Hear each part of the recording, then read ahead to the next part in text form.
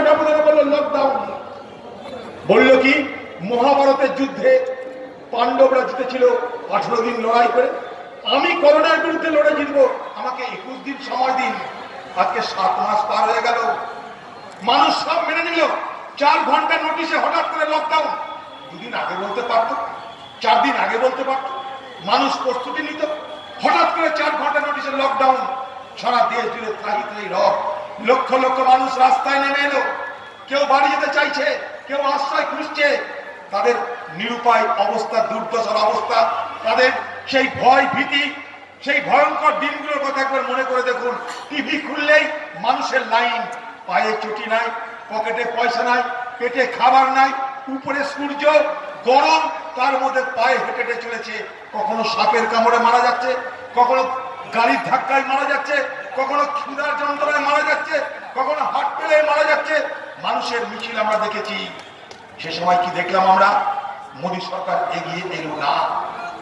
কংগ্রেস বলল যে তোমরা প্রত্যেকটা গরিব মানুষের পকেটে পকেটে টাকা দাও, 7,500 টাকা দিল না।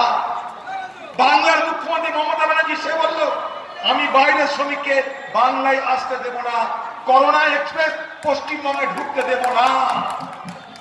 তাহলে সরকারগুলো কাদের জন্য? নরেন্দ্র মোদী বলছে সবকা সাথ সবকা বিকাশ, মমতা ব্যানার্জি বলছে মা মাটি মানুষের সরকার। কেউ তো মানুষের সঙ্গে নেই, সবাই নিজের সঙ্গে আছে, সবাই নিজেরটা দেখছে। মানুষের জন্য কে দেখবে? মানুষের জন্য দেখার কে আছে? মানুষের কথা ভাবার কে আছে? মনে রাখবেন ভারতবর্ষের মানুষ, মনে রাখবেন বাংলার মানুষ, আজও পর্যন্ত মানুষের জন্য যদি কেউ ভাবে, মানুষের কথা যদি কেউ বলে, মানুষের জন্য যদি কেউ কিছু করে, তার নাম ভারতবর্ষের জাতীয় কংগ্রেস। তার বিনিময়ে ভারতবর্ষ কি পেল?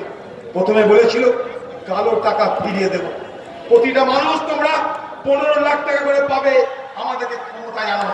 মানুষ ক্ষমতা দিয়েছে, 15 লাখ তো দূরের কথা, 15 পয়সা আজ পর্যন্ত পাইনি। মোদী ভারতবর্ষের মানুষকে বলল আমি নোটবন্দি করে দিচ্ছি, আমি নোটবন্দি করে দিচ্ছি, সব কালো টাকা ধরা পড়ে যাবে, তোমরা আমাকে সাহায্য করো।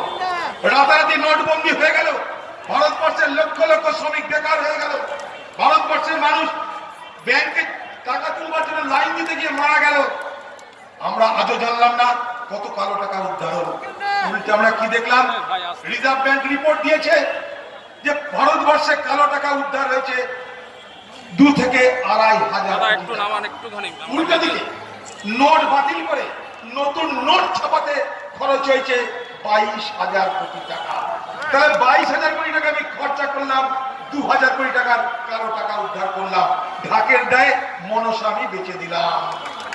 এটাই আজকের ভারতবর্ষের মনীষা।